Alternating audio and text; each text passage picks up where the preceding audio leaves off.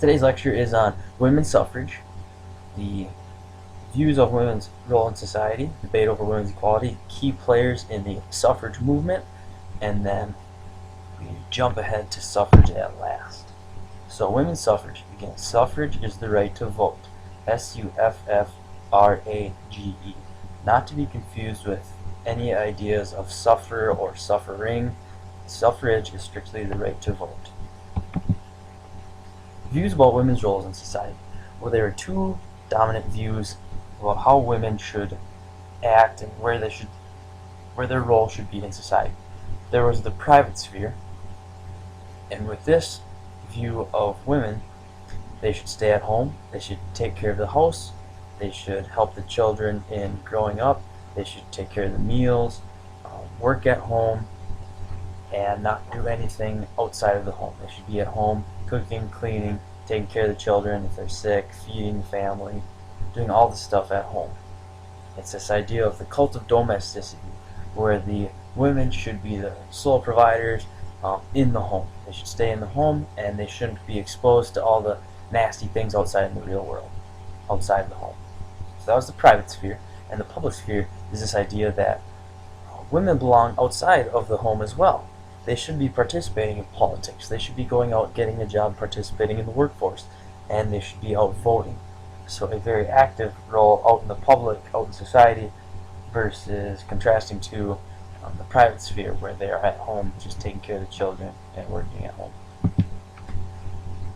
Debate over women's equality. These are four fairly anti-suffragist views on women's equality. First off, they thought they were intellectually inferior. They didn't think women had the mental capabilities, they didn't possess the mental capabilities to function in society, so they should just stay at home. The second one was that femininity doesn't mesh with the public sphere. This idea of being the kind of the feminine princess, the Southern Belle, didn't really mesh with the public sphere. It's chaotic out in the real world. There are bad people out there. It's dangerous. So the idea was that women should kind of stay at home. Again, this idea of cult of domesticity comes up, where women should just they do a great job inside the home. They should just stay there, cooking, cleaning, preparing meals, helping out with the children. And the last one was that people would say that the anti-suffragists would say that women didn't even want equal rights. They were content being at home, and the home life was stressful enough. They didn't want other stresses put upon these women. So all four of those were kind of anti-suffragist viewpoints on women's equality. Now, some of the key players that we have here, there are two distinct generations of suffragists. The first generation was Elizabeth Cady Stanton, Susan B. Anthony, and Carrie Chapman Catt. These are kind of the pioneer suffragists. The first two, Susan B. Anthony, Elizabeth Cady Stanton, they were the pioneer suffragists.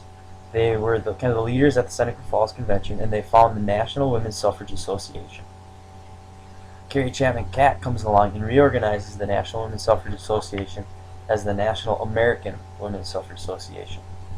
That association's goal was to go state by state and try to pass suffrage in each individual state, going state by state instead of going for a straight up constitutional amendment.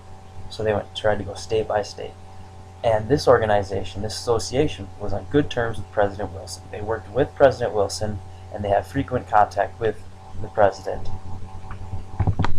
The second generation had a very different strategy. Key people: Alice Paul, Lucy Burns, Inez Milholland. Okay. Alice Paul founds the National Women's Party. They are strictly devoted to a constitutional amendment, so they want to go right to Washington, D.C. and try to pass the constitutional amendment. They use nonviolent civil disobedience, so they go on hunger strikes, they picket, they march, things like that, and they're very confrontational with President Wilson. Lucy Burns was a key player in this as well as Inez Milholland, and she is the poster girl for the suffrage movement. Another key player is Ida Wells Barnett, co-founder of the NAACP, and she helps integrating the African Americans into the suffragist movement. Suffrage at last. President Wilson is reluctant to grant suffrage. However, World War II changes the opinion, and the